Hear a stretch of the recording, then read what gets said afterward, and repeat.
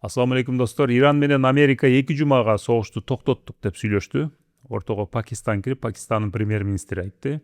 Иранда жана Ливанда 2 жумага толук согуш токтойт, ошентип сүйлөштүк деп айтты. Иран дагы Америка дагы буга макулдугун берди. Бирок ортодо Израиль бар. Израилдин ушундай адаты бар. Макулдашылгандан кийин дагы өзү баштады деп кол салуу адаты бар.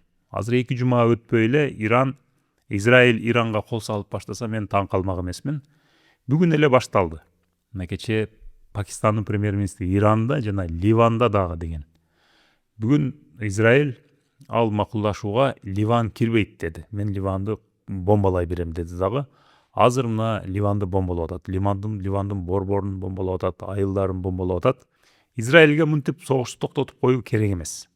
Израиль Американы бул согушка тартып киргизгендигинин себеби муну акырына чейин чыгарыш керек. Иранды толук кандуу жеңиш керек Американын күчү менен. Бирок азыр андай болгон жок. Иран эч кандай жеңилген жок дагы. Израиль өзүнүн максатына жетпей калды. Израиль мынтип токтотуп койгонго бар күчү менен тоскоолдук кылганга аракет кылат. Иран менен Американы согуштура бергенге аракет кылат. Америка Иранга 15 пункттан турган өзүнүн шарттарын коюптур. Иран дагы Америкага өзүнүн 10 пункттан турган шарттарын коюптур. Ал шарттарды толук эки тарап тең чыгарган жок. Бирок мисалы Америка ядролук бомба кылбайсың, буга чейин байытылган урандарыңды чыгарып кетебиз. Ирандын ичинде калбайт, аны чыгарып кеткенге уруксат бересиң дептир. Израилди тааныйсың деген сөздү сүйлөптүр, Ормуз кысыгын ачасың деген, ушулар башкы пункттар. Иран Ормуз кысыгы мындан ары биздин контролдо болот дептир. Ядролук бомбаны биз өнүктүрө беребиз. Уранды байытканды уланта беребиз дептир. Сен региондон чыгып кетесиң дептир. Араб мамлекеттерден дагы чыгып кетесиң дептир. Бизге толук кандуу мындан ары кол салбайбыз деген гарантия бересиңер дептир. Бизге коюлган эл аралык санкцияларды чыгарасыңар, токтотосуңар жана булардын учурунда санкция коюлганда Ирандын эл аралык банктарда 100 миллиарддын тегерегинде акчасы бар экен. Ошолор дагы эле тоңгон бойдон турат, ошолорду бошотосуңар, кайра бересиңер деген шарттар экен. Булардын башкы пункттары ошондой экен. Эми достор, ушул окуяларды карап туруп биз өзүбүзгө кээ бир сабактар чыгарышыбыз керек.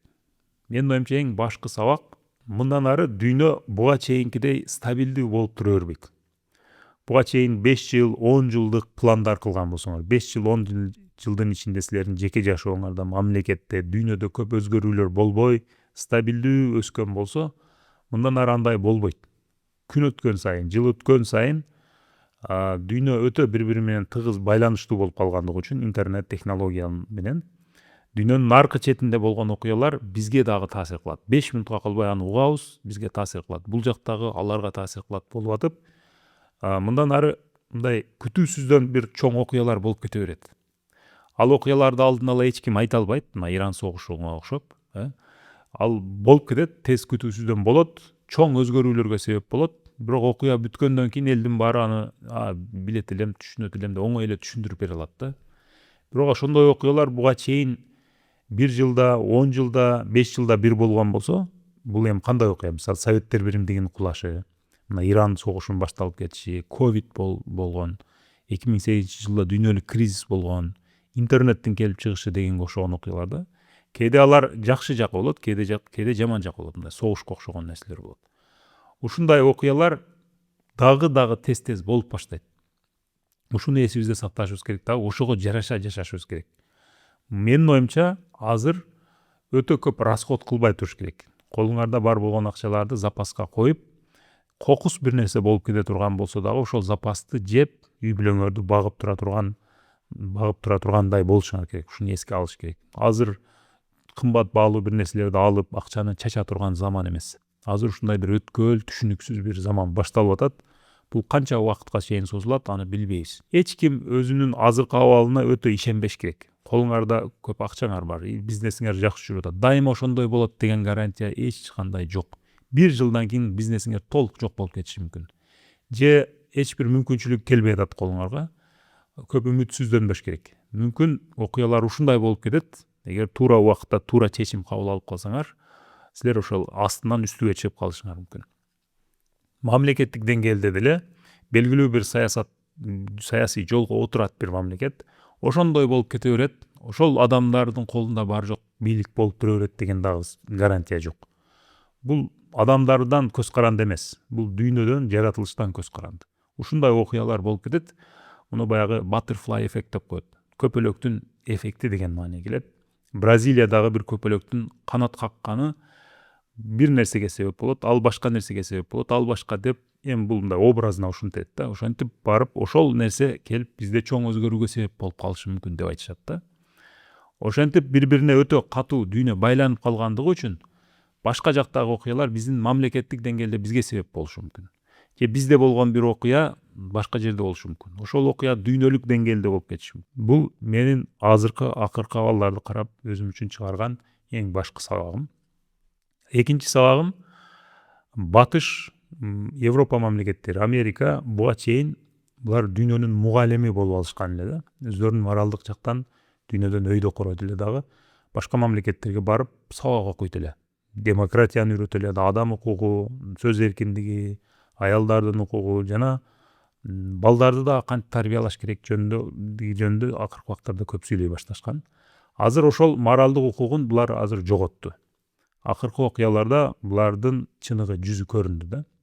Буларда андай моралдык укук жок экендигин мен өзүм үчүн ошондой чыгардым. Булар ар түрдүү рейтингдерди түзүшөт, мамлекеттерге баа берет. Сен бул жыл сени 2 тепкич өйдө көтөрөм дейт, бир канча тепкич ылдый түшүрөм дейт. Булардын дипломаттары бир мамлекетке барат дагы, белгисиз эле бир 2-3 дипломат барып, ошол мамлекеттин президенти менен жолугуп, аны менен талашат да. Ага белгилүү бир суроолорду сурап, силер эмне үчүн мындай кылбай атасыңар деп ушундай. Мындан ары булар андай кылганга менин оюмча укугу жок. Моралдык укугу жок. Себеби Газа согушунда, азыр Иран согушунда булар өздөрүнүн чыныгы жүзүн көрсөтүштү. Булар адамгерчиликтүү эмес экендигин көрсөтүштү. Ошол адам укугу, демократия жана башка деген рейтингдердин үстүндө адамгерчилик деген рейтинг бар да. Ошол рейтингде булар кызыл экендигин көрсөтүштү. Ошондой карталарды түзүп алышат го. Жашыл болгон мамлекеттер ошол рейтингде өйдө турат, кызыл болгондор ылдый турат, оранжевый, сары болгондор ортуракта турат. Булар ошол рейтингде, адамгерчилик рейтингде өздөрүнүн кызыл экендигин көрсөтүштү. Себеби жаш балдар өлүп атат. Мисалы, Иранга согуш башталганда биринчи бомбалаган күнү бир мектеп бомбаланды. Мектепте кыз окуучулар окуйт эле, 163 кызды өлтүрүп салышты. Кийинчерээк кечээ мисалы Иранда бир университетти бомбалап салышты. Ал университет Ирандын MIT'си болуп эсептелинет экен.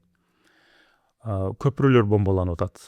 Трамп мен Иран цивилизациясын жок кылып салам деген сөздөрдү сүйлөп атат. Ушуларды угуп, ушуларды көрүп отурушат, бирок унчукпай отурушат да.